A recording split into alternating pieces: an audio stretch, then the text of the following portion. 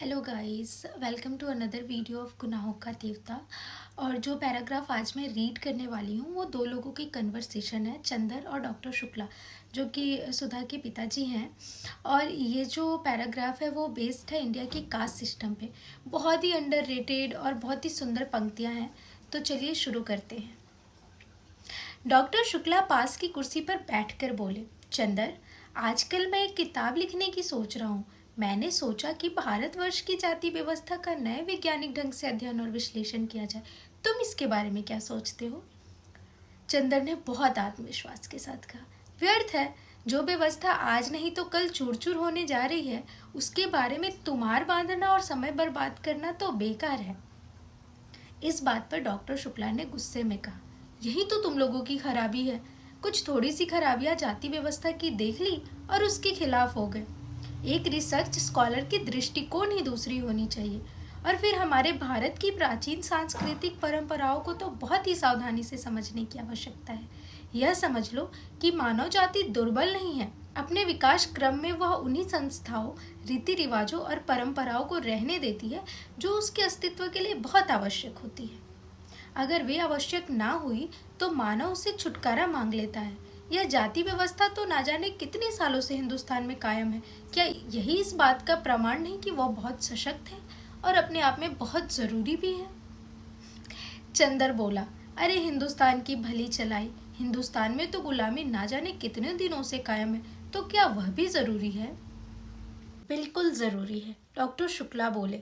मुझे भी हिंदुस्तान पर गर्व है। मैंने कभी कांग्रेस का काम नहीं किया, लेकिन मैं इस नतीजे पर पहुंचा हूं कि ज़रा सी आज़ादी अगर मिलती है हिंदुस्तानियों को तो वे भरपूर दुरुपयोग करने से बाज नहीं आते।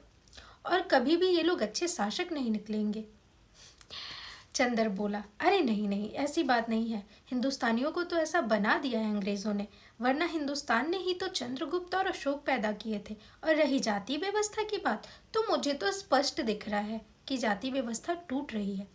रोटी बेटी की कैद थी, रोटी की कैद तो करीब करीब टूट गई, और बेटी की कैद भी। ब्याह शादियां भी दो एक पीढ़ी के बाद स्वच्छंदता से होने लगेगी। इस पर डॉक्टर शुक्ला बोले, अगर ऐसा होगा तो बहुत गलत होगा। इससे जातिगत पतन होता है।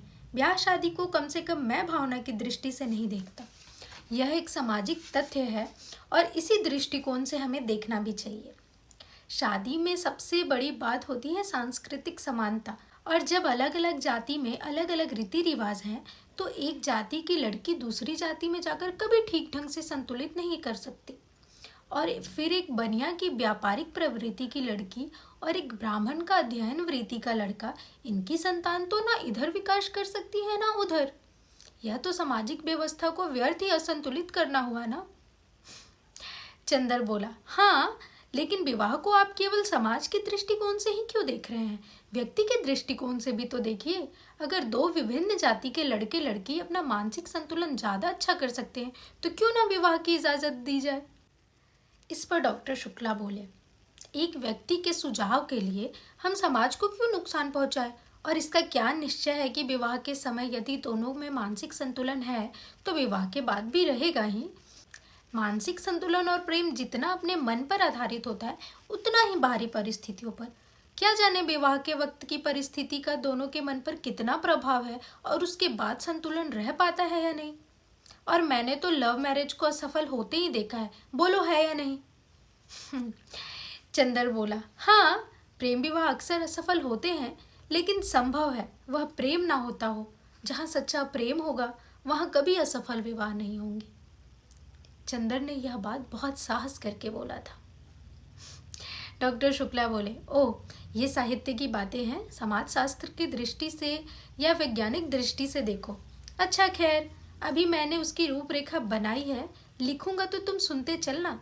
लाओ, वह निबंध कहाँ है? चंदर ने उन्हें टाइप की हुई प्रतिलिपि दे दी। उलट पुलट कर डॉक्टर शुक्ला ने देखा और कहा, ठीक है। अच्छा चंदर, अपना काम इधर ठीक कर लो, अगले इतवार को लखनऊ कॉन्फ्रेंस में चलना है। तो ये था आज का पैराग्राफ। आप लोगों को कैसा लगा आप लोग ज़रूर बताना। Thank you so much for loving my videos guys. Subscribe.